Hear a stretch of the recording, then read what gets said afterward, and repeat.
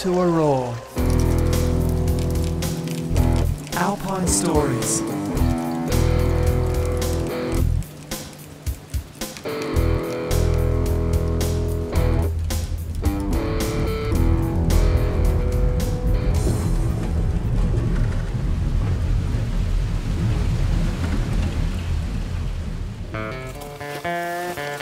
Welcome to Alpine Stories. Well, today I'm here in Kosciuszko National Park and I'm looking for an alpine species that's not necessarily rare and not necessarily dangerous, but you should always approach with caution. Oh, I think there are some up ahead.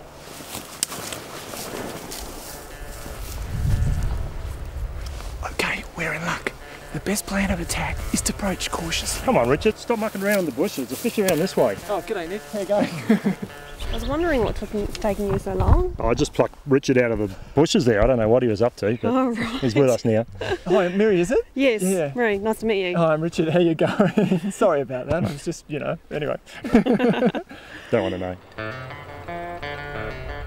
Yeah, we're here on a beautiful alpine mountain stream in the snowy mountains, looking to do some fly fishing today. Okay, Mary, you're a fly fisherwoman? Yes. I guess I started fishing when I met Nick and been fishing ever since. So it's been 5, 6, 7 years now. Yeah, maybe a bit longer. Probably feels like longer, doesn't it? So, Nick, can you kind of define fly fishing? What exactly is fly fishing? Well, it's a really unique way of fishing. The big difference with other fishing is this thick fly line here, Richard, actually is the weight that you throw off the rod. So it's not like a sinker and other sort of fishing. And then you have a little fly that sits on the end of some thinner line that the fish can't see, that they then take. And so, that fly literally represents an insect?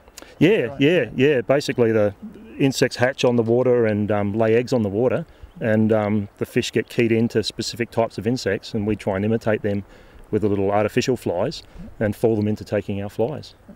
What is it about fly fishing, the addiction? I mean, what do you think's got into him?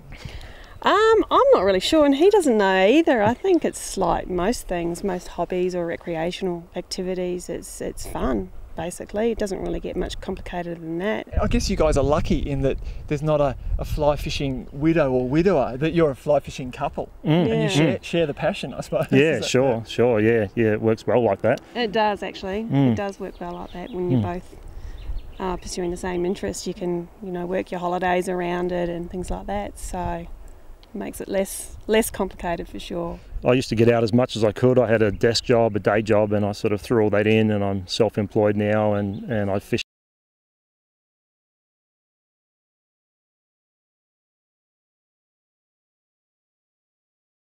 Original sort of rods that were made, 150 years ago, and they stand the test of time. They're a really beautiful thing to fish with. They are beautiful rods. Did you have to go to fly fishing rod school? We did. You can learn, there's some books out there, but when we were living in America, there was a chap there that we bumped into at a big tackle show. Yeah, this chap conducts live-in week-long rod making classes. So Mary was looking at buying a rod. I had another bamboo rod made by someone else, and for about the same price as buying one, you could make one.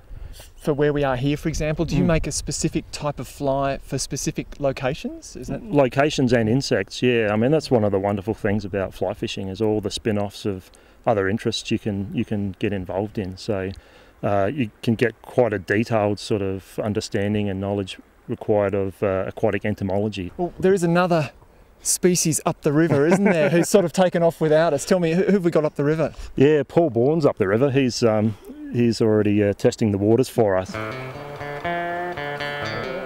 I think I've got something for you.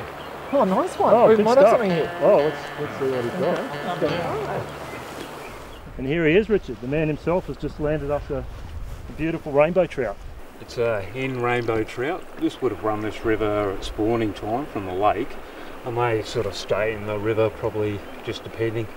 Some stay all season, some drop back to the lake. Yeah, I'll take the fly out and just let her go. Paul, you're actually guiding fishing in the this area around Kosciuszko National Park, aren't you? Yeah, I've been living in the area originally from Adelaide. I came over here about 15 years ago now to run a fishing lodge down near Bombala. Yeah, and I've been sort of working as a guide in the region sort of since that time.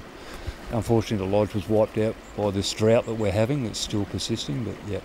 So it's a hard game at times, but you stick to it. I love it. Where do you find yourself living now? I'm in Cooma. It's very central. I like it. It's on the Monero. I like the lowland rivers as well as up here in the mountains. It's sort of, very central. And fly fishing is very diverse. They're not just mountain rivers. There's all sorts of slow-flowing, weedy, alkaline rivers and small spring creeks. I sort of like it all. So it is very central there. It's great. What is it for you, Paul, that makes fly fishing, well, it's become your life, you've moved for it, it's your career. What is it that gets into you?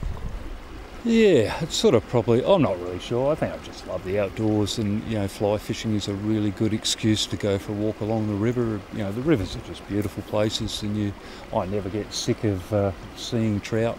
The visual side of fly fishing is great, and seeing trout, watching them come up and eat your fly, I just never get sick of it, so I just need more and more, unfortunately.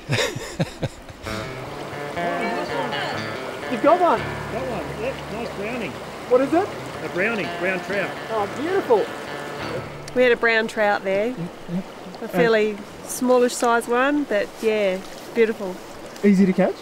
Oh, I don't know if they're easy to catch,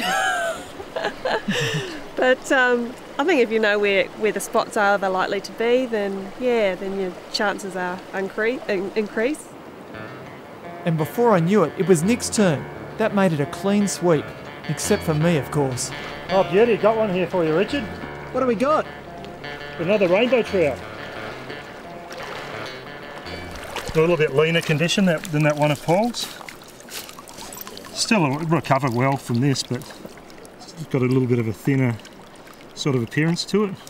But it's on both sides. You can see the scar on the other side as well. So what do you think's happened? Cormorant.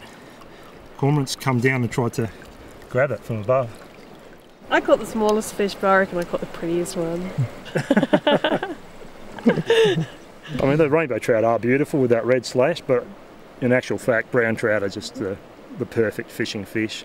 Slightly different characteristics, and they're just gorgeous with those red spots and the butter-coloured bellies on them. Well, since I've made my way out here, I have to actually have a go at fly fishing.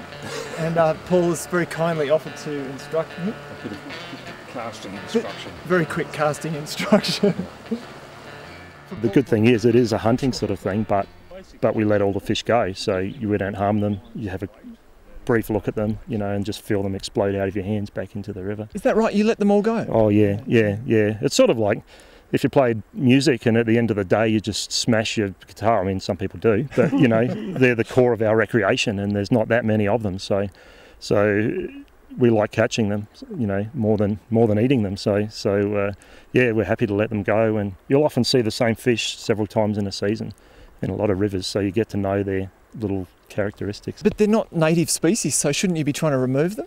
No, it's really they've reached some sort of balance in the environment, and basically where we see the better numbers of trout, we see more platypus and native fish in that as well. Well, after spending a bit of time with Nick, Miri and Paul today, I think I could get quite hooked on this fly fishing business, and I don't really need an excuse to put on rubber pants.